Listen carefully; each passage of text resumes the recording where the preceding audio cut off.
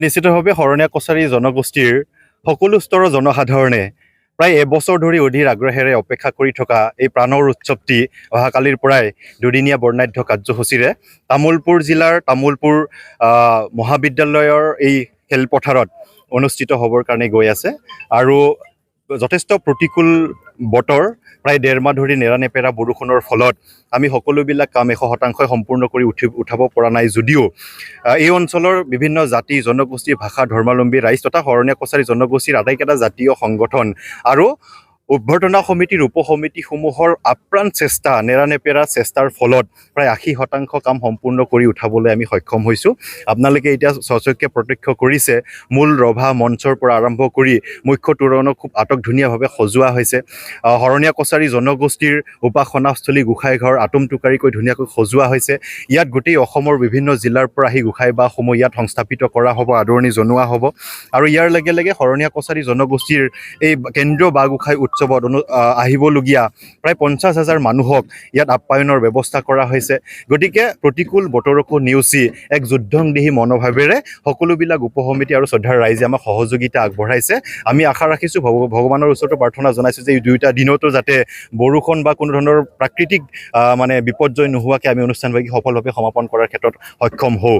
এতিয়া এই দুয়োটা দিনৰ যি বিস্তৃত আৰু বৰ্ণাঢ্য কাৰ্যসূচী, ইয়াত যথেষ্ট আটকধুনীয়া আৰু চালে চকুৰোৱা ধৰণৰ কিছুমান কাৰ্যসূচী ইয়াত ৰখা হৈছে। বিশেষকৈ শৰণীয়া কছাৰী জনগোষ্ঠীক সমৃদ্ধ কৰি ৰখা যিখিনি লোক পৰিবেশ্য কলা, শৰণীয়া কছাৰী মাছমৰীয়া নৃত্যৰ পৰা আৰম্ভ কৰি যিখিনি আমাৰ পৰম্পৰাগত আমাৰ লোকনৃত্য আছে, এইখিনিকৈ ইয়াত পৰিৱেশন কৰা হ'ব। ইতিমধ্যে আমাৰ শৰণীয়া কছাৰী জনগোষ্ঠীৰ প্ৰায় সহস্ৰাধিক শৰণীয়া কছাৰী জনগোষ্ঠীৰ সন্তানে মাছমৰীয়া লোকনৃত্য প্ৰদৰ্শন কৰিবৰ কাৰণে আখৰা প্ৰায় সম্পূৰ্ণ কৰি তুলিছে। গতিকে এইটো এটা চকুত লগা আটকধুনীয়া এটা অনুষ্ঠান ইয়াত হ'ব। গতিকে সকলোৱে ইয়াত অংশগ্ৰহণ কৰাটো আমি বিচাৰিছোঁ। গতিকে এই দুয়োটা দিনত প্ৰায় 50,000 মানুহ সমাগম হ'বলগীয়া এই অনুষ্ঠানটিত সকলোবিলাক কাৰ্যসূচীয়ে সফলভাৱে সমাপন কৰিবৰ কাৰণে উঠি পৰি লাগিছোঁ। গতিকে আমি আশা ৰাখিছোঁ আমাৰ যিখিনি ইতিমধ্যে নিমন্ত্ৰণ জনোৱা হৈছে কাৰ্যসূচীত, বিভিন্ন ৰাজনৈতিক ক্ষেত্ৰৰ, সাংস্কৃতিক ক্ষেত্ৰৰ, সামাজিক ক্ষেত্ৰৰ বা সাহিত্যৰ ক্ষেত্ৰত যথেষ্ট অসমৰ পৰুধা ব্যক্তিসকলেও ইয়াত অতিথিৰ আসন অলংকৃত কৰিব।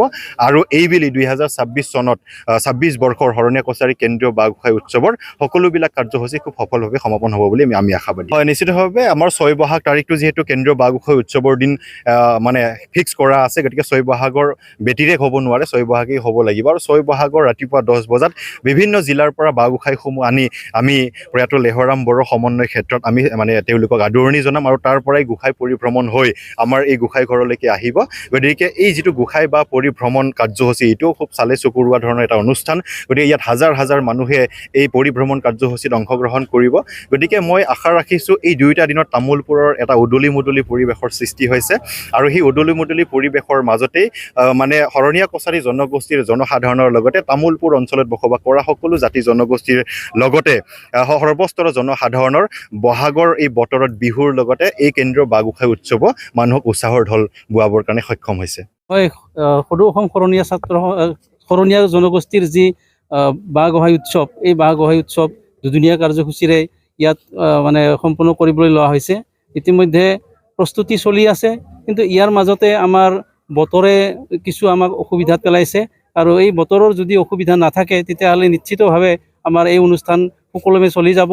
তথাপিও আমাৰ যিবিলাক অভ্যৰ্থনা সমিতিৰ দ্বাৰা উপসমিতিবিলাক আছে, এই উপসমিতিবিলাকে নিজৰ কামবিলাক যথেষ্ট কষ্ট কৰি পেলাই কৰি আছে। আৰু ইয়াত ওচৰ পাজৰৰ গোটেইখিনি ৰাইজ আহি পেলাই সহযোগ কৰিছে।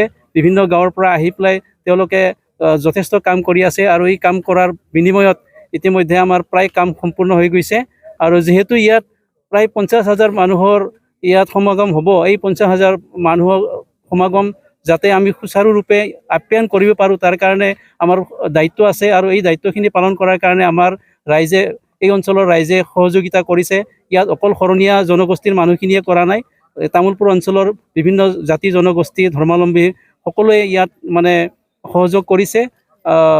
আশা ৰাখিছোঁ এই দুদিনীয়া যি কাৰ্যসূচী, এই দুদিনীয়া কাৰ্যসূচীত বতৰে আমাক নিশ্চয় সহায় কৰিব। তাৰ কাৰণে মই ঈশ্বৰৰ ওচৰত প্ৰাৰ্থনা জনাইছোঁ যাতে আমি কোনো অসুবিধা নোহোৱাকৈ পালন কৰি যাব পাৰোঁ। আৰু ইতিমধ্যে আমাৰ প্ৰায় প্ৰস্তুতি সম্পূৰ্ণ হৈ গৈছে। যিহেতু ৰাইজে সহযোগ কৰি আছে, প্ৰস্তুতি হোৱাৰ কাৰণে আমি ভাবিব পাৰোঁ যে